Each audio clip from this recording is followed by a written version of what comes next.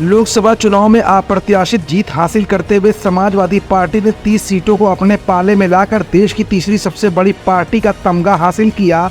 तो वहीं लोकसभा चुनाव के तुरंत बाद हरियाणा में भी चुनाव हुए, जहां इंडिया गठबंधन की ताकत दरक गई। कांग्रेस ने समाजवादी पार्टी को बाहर का रास्ता दिखा दिया। तो वहीं अखिलेश ने बड़ा दिल करते हुए उत्तर प्रदेश में होने वाले 9 सीटों पर विधानसभा उपचुनाव को लेकर इंडिया गठबंधन की ताकत को बरकरार रखने का संदेश दिया। लेकिन अखिलेश का उत्तर प्रदेश में संदेश देना क्या महाराष्ट्र में भी कुछ नया होने की आशंका को बल देने वाला है?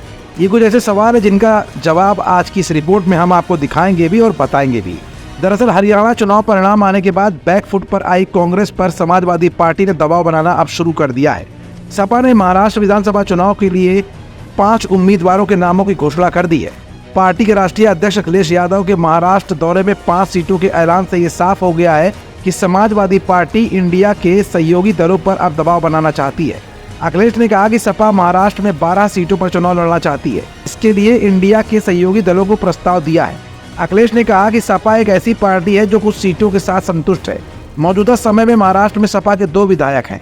कल कोई बात हो कि पता लगे कि आपकी पार्टी नहीं है। जब चुनाव घोषित हुआ है, हमारी पार्टी मैदान में है और इस बार किसी तरह की देरी हम लोग नहीं करना चाहते हैं। चुनाव की तारीख हुई, चुनाव प्रचार में और जनता के बीच में हम लोग हैं। हरियाणा की गलती हमें नहीं दोहरानी है। हरियाणा में जो हारे हैं उन्हें गलती नहीं दोहरानी है।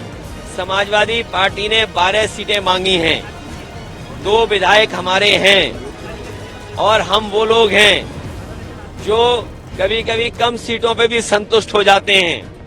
कम से कम सम्मान की तरह जिस तरीके से समाजवादी लोग यहाँ तैयारी कर रहे हैं। जानकारों के मुताबिक अखिलेश के दौरे और 5 प्रत्याशियों की घोषणा का मकसद इंडिया को एक संदेश देना भी है। इस कदम के जरिए उन्होंने ये सुनिश्चित करने की कोशिश की है कि विपक्षी दलों के बीच वोटों का बंटवारा न हो और समाजवादी पार्टी को उचित सीटें भी मिलें। मध्य प्रदेश और हरियाणा में कांग्रेस से मिले झटके के बाद अखिलेश इस बार बेहद सतर्क होकर कदम उठा रहे हैं। महाराष्ट्र में सपा का फोकस पीडीए पर है, यानी पिछड़ा, दलित और अल्पसंख्यक पर। यही वजह है कि अखिलेश ने उन्हीं जगहों से चुनाव प्रचार शुरू किया है जहां अल्पसंख्यक आबादी ज्यादा है। सपा मुखिया ने 2 दिन के दौरे में मालेगांव और धुले में जनसभाएं की हैं। धुले में चुनाव प्रचार के दौरान अखिलेश ने कहा कि सपा उन सीटों पर लड़ना चाहती है जहां उसकी स्थिति मजबूत है। जिस तरीके से समाजवादी लोग यहाँ तैयारी कर रहे हैं, शाद हैं।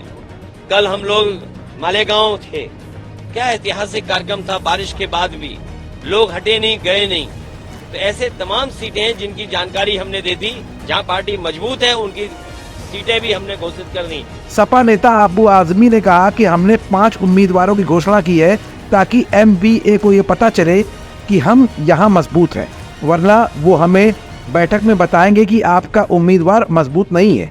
हमने ये दिखाया है कि हम वो सीट मांग रहे हैं जहाँ पर हम मजबूत हैं।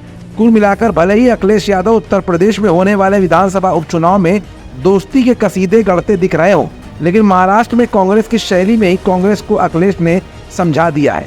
क्योंकि हरियाणा विधानसभा चुनाव से अनुभव लेने के बाद अखिलेश दूध के जले हुए हैं और मट्ठा भी फूंक फूंक कर पिएंगे। क्योंकि अखिलेश को लोकसभा चुनाव 2024 से पहले एक बार तब भी झटका लगा था जब उत्तराखंड में विधानसभा चुनाव हो रहे थे और वहां पर भी सीटों के बंटवारे को लेकर कांग्रेस ने पल्ला झाड़ लिया था।